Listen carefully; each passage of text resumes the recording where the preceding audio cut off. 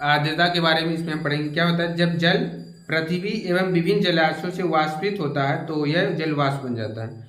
जैसे जो जल होता है पृथ्वी एवं विभिन्न जलाशयों से, जैसे सागर हो गया, नदी हुई, कुएं हो गए, झील हो गई, यहाँ से जब जल वाष्पित होगा तो क्या बन जाएगा, जल वाष्प बन जाएगा। अब जब जल वाष्प बनेगा तो क्या होगा कि वायु में किसी भी समय जल वाष्प की मात्रा को आर्द्रता कहते हैं।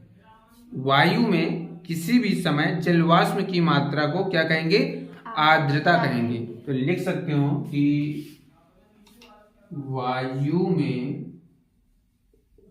किसी समय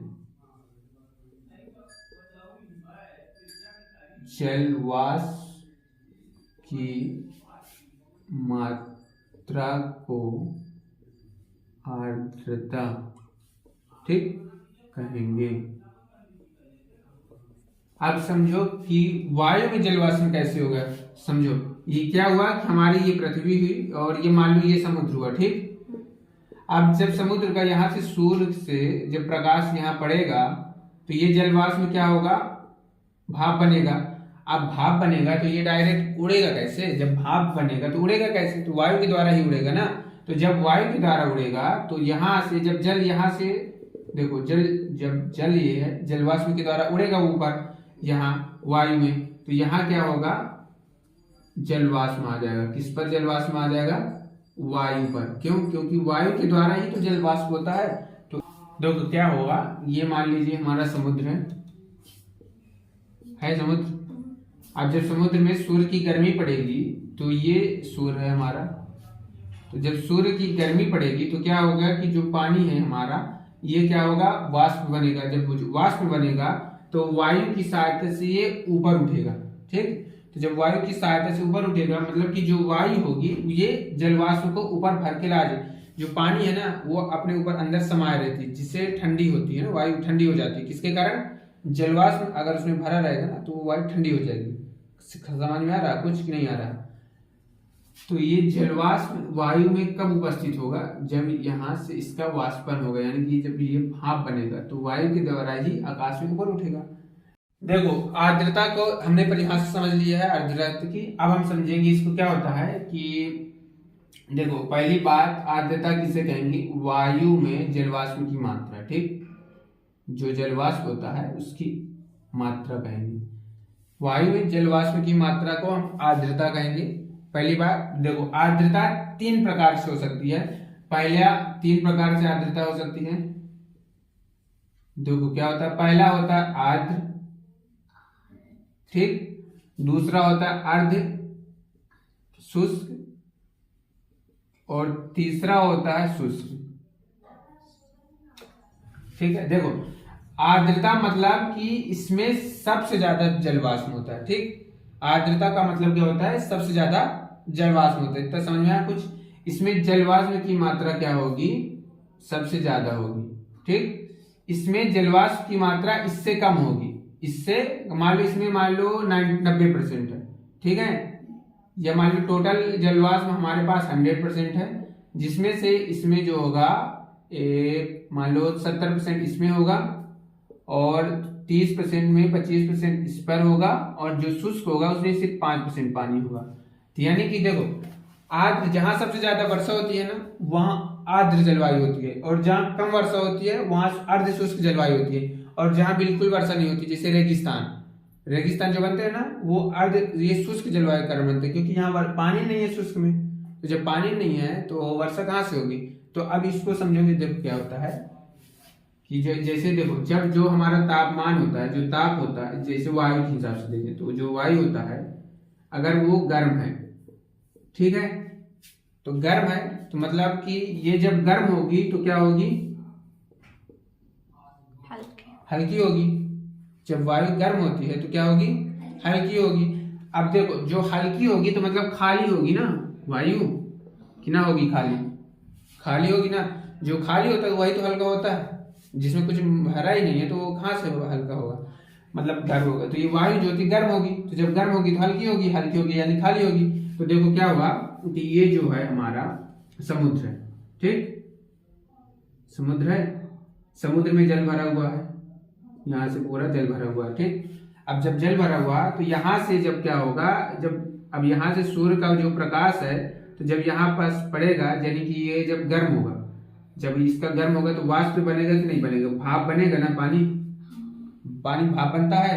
तो अब ये बताओ, जो पानी भाप बनता है तो जो वायु है, अगर गर्म वायु है तो यानी कि ये पूरी खाली है ना, तो यानी कि जो भाप बनेगा तो यानी कि ये जो पानी की मात्रा है तो अधिक भरेगी कि ना भरेगी। जब यानी कि पूरा खाली है तो वायु जितना, यहाँ से जितना भाप बनेगा, जल जितना भाप बनेगा, ये जो गर्म वायु होगी वो पूरा जलवाष्प अपने अंदर ले लेगी कि ना ले लेगी, क्योंकि ये पूरी खाली है। तो जो पानी ऊपर भाप बन के उठा तो यानी कि ये जो वायु होगी ये पूरी अपने अंदर संभालेगी ना। तो जब ये संभालेगी मतलब ये अपने अंदर पूरी वायु भर ली, ठीक है, पानी भर ली। तो यहाँ तक समझ में आया कि यानी कि ये पूरा पानी भर ली, जितनी उसकी जगह थी पूरा भर ली। तो यानी अब ये क्या हो गया, आर्द्र हो गया, ठीक।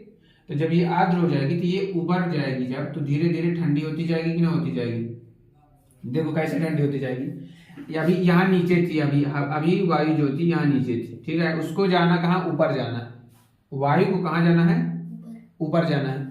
तो अभी यहाँ पास तो गर्म थी, ठीक। तो जब ये पानी पूरा भर लिया पूरा पानी यहाँ से वायु, तो अब जब वो पानी को जब किसी चीज में ले लेंगे तो वो ठंडी होगी गर्म होगी, पानी के साथ कोई चीज ठंडी हो जाती है ना, तो पानी के साथ तो ठंडी हो जाएगी। तो यहाँ से जब ये ऊपर जा रही थी तो यहाँ से तो पानी भर ली, यानी कि ये अब ये धीरे धीरे ठंडी होती गई कि नहीं होती गई, समझ में आ रहा है, धीरे धीरे ठंडी होती गई। देखो अब जब ये धीरे धीरे ठंडी होती गई यानी कि यहाँ ऊपर ठंडी हो गई, ठीक। अब जलवाष्प की मात्रा बढ़ रही है, इसके कारण ठंडी हो गई। अब क्या हुआ कि अब ये जब ठंडी हो जाएगी ऊपर तो भारी हो जाएगी, और जब भारी हो जाएगी तो का ये पानी को अपने पास लेकर, अब फिर इसके पास दो चॉइस हो जाएंगी, या पानी के साथ रहे या फिर खुद अकेले रहे। हवा के पास दो चॉइस हो जाएंगी, पानी के साथ रहे या अकेले रहे। तो अंतरिक्ष पर यानी कि हवा पर, ऊपर आकाश पर ये पानी के साथ रह सकती है, नहीं रह सकती, क्योंकि भारी हो जाएगी और ये मर जाएगी, मतलब गिर जाएगी। यानी कि जब क्या होती है कि जब ये ऊपर जाती है तो ये हो जाती है भारी। अब भारी हो जाती है तो इतनी भारी हो जाती है कि ये पानी को अपने साथ नहीं ले पाती, तो इसी के कारण ये वर्षा के रूप में धरती पर पानी गिरा देती है। वर्षा के रूप में जो पानी है वो धरती पर गिरा देती है। तो इस प्रकार हमको हमारे यहाँ जो पृथ्वी पर वर्षा होती है। तो वर्षा किस कारण होती है, देखो फिर से समझना, ये समुद्र हुआ, ठीक है। क्या हुआ कि यहाँ से जो जलवाष्प ले ली, तो यानी कि जो पहले गर्म वायु थी, ठीक, तो यहाँ से पानी ले ली, यहाँ पानी ले ली तो ये ठंडी हो गई और ये धीरे धीरे ऊपर उठ रही है, ठीक है। तो जब ये ऊपर उठ रही है तो इसमें पानी की मात्रा, यानी कि जो वायु है इस पर पानी की मात्रा हो जाएगी ना, और पानी की मात्रा के कारण ये भारी हो जाएगी। और जब ये भारी हो जाएगी तो इसका जो हवा पर तैरना या फिर हवा में तैरना असंभव हो जाएगा।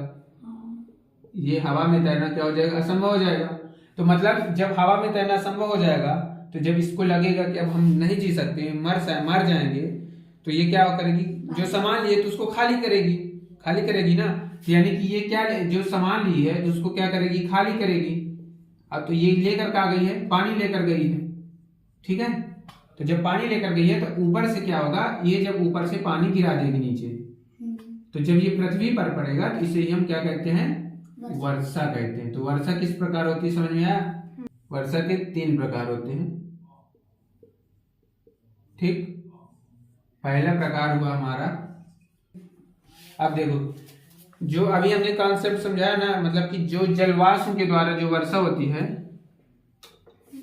वो समनी वर्षा होती है, ठीक। मतलब जब गर्म वायु जलवाष्प को ऊपर लेकर ऊपर उठता है तो यानी कि यहाँ पानी गिर जाता है, जो अभी हमने कॉन्सेप्ट समझाया है वो समनी वर्षा प्रकार है, ठीक। अब पर्वतीय वर्षा किस प्रकार होती है, तो देखो क्या होता है,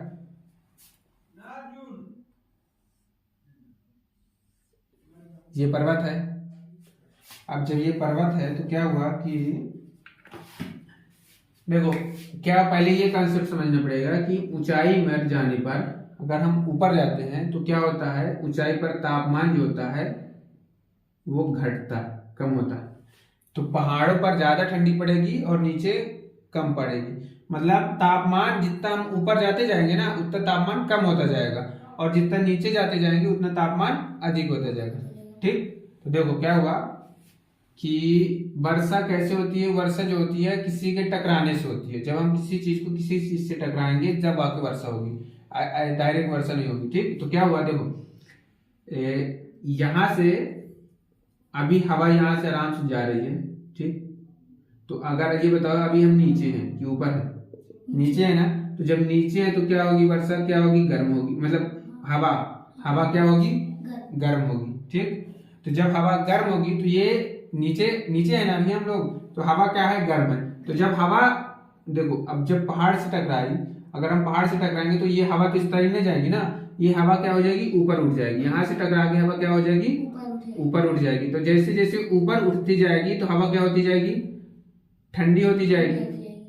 तो जैसे जैसे हवा ऊपर उठती जाएगी तो क्या होती जाएगी, ठंडी होती जाएगी। तो यहाँ से ऊपर उठी, ठंडी हुई, ऊपर उठी, ठंडी हुई। अब यहाँ से देखो, अब यहाँ पास आ जाएगा, आ जाएगी ना। तो अब तो यहाँ पास तो है नहीं ना टकराने को कुछ कि आगे बढ़ती जाए, ऊपर उठती जाए। अब क्या होगी, अब ये तो भारी हो गई ना, यहाँ क्या हो गई, भारी हो गई। तो जब यहाँ भारी हो गई तब तो ये नीचे ना गिरेगी। तो जब ये नीचे जाएगी तो यहाँ क्या कर लेगी, वर्षा कर देगी। क्या कर देगी, वर्षा कर देगी। क्योंकि देखो ठंडी किस कारण होती है, आर्द्रता के कारण। यानी कि अभी यहाँ गर्म है, यानी कि यहाँ एक भी पानी नहीं है। ठीक है, तो जब ये यहाँ टकराएगी तो यहाँ तो समुद्र है। यहाँ देखो, अगर वर्षा के लिए पहली बात तो पर्वतीय वर्षा ये होना चाहिए, पर्वत होना चाहिए, और यहाँ समुद्र होना चाहिए। नहीं पानी वो लेगी कहाँ से, ये बताओ, पानी लेगी कहाँ से? तो यहाँ से हवा है, जा रही है, यहाँ समुद्र है पूरा। ठीक है, तो जब यहाँ से जा रही है तो यहाँ से तो पानी ले ली, यानी कि जब ये इससे टकरा के ऊपर उठ गई। अब यहाँ इसके कारण ऊपर बार बार उठती जाए, लेकिन अब इसके ऊपर तो है नहीं कुछ, तो यहाँ हो गई भारी। और जब भारी हो गई तो यहाँ से जब उड़ेल दी, तो यहाँ क्या हो गया, पूरा वर्षा हो गया। इसलिए यहाँ पास वर्षा ना होगी, यहाँ पास होगी। इसलिए पर्वत की दोनों तरफ वर्षा नहीं होती। तो देखो, तो ये हमारा पर्वत हुआ। तो वर्षा किस साइड हुई, इस साइड हुई ना वर्षा? इस साइड तो नहीं हुई ना, तो या फिर इस साइड भी नहीं हुई। तो ये क्या कहलाएगी, वृष्टि छाया कहलाएगी। वृष्टि छाया, जहां साइड वर्षा नहीं होगी उस साइड वृष्टि छाया कहलाएगी, और इस साइड वर्षा होगी। ठीक, तो मतलब पर्वतीय वर्षा समझ में आई।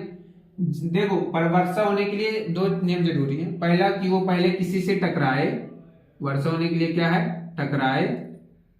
ठीक, और दूसरा होना चाहिए कि पानी तो होना ही चाहिए, यानी कि समुद्र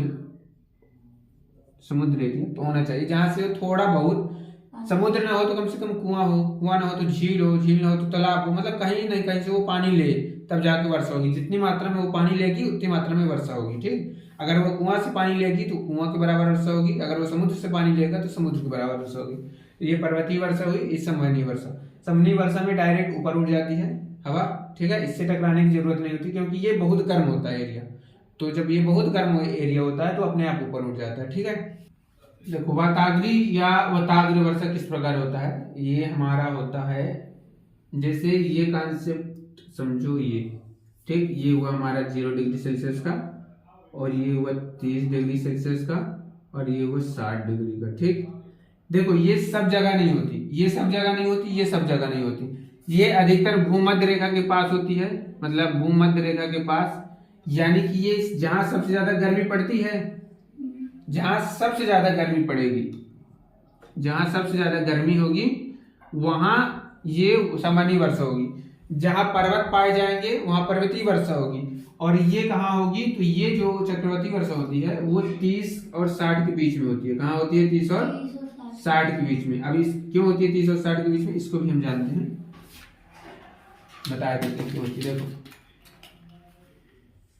क्या है कि ये जो 0 हुआ है, ये 30 और ये 60, तो जो समय जो चक्रवाती वर्षा होती है 30 और 60 के बीच होती है। देखो क्या है कि 0 से 30 क्या होता है, गर्म होता है, और 30 से 60 क्या होता है, ठंडा होता है।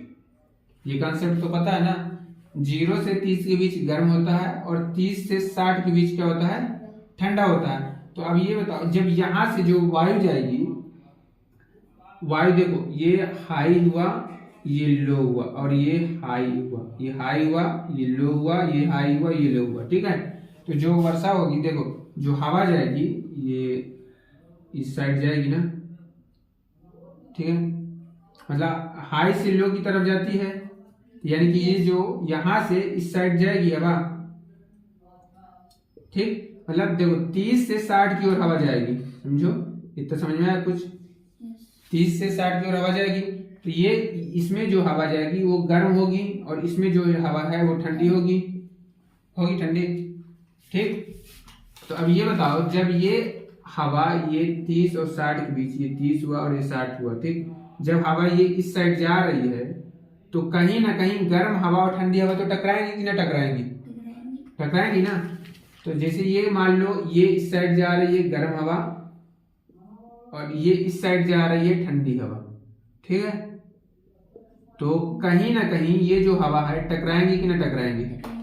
अब जैसे ही ये टकराएंगी हवा, ठीक, तो जब ये दोनों हवा टकराएंगी तो जो गर्म हवा होगी तो वो ऊपर उठ जाएगी।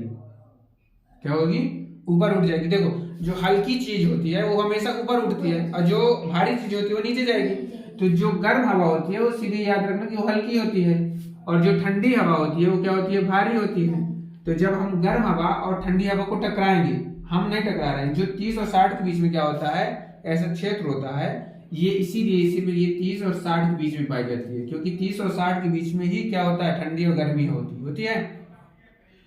तो देखो जब गर्म हवा और ठंडी हवा जब टकराएंगी तो जो गर्म हवा होगी वो ऊपर उठ जाएगी।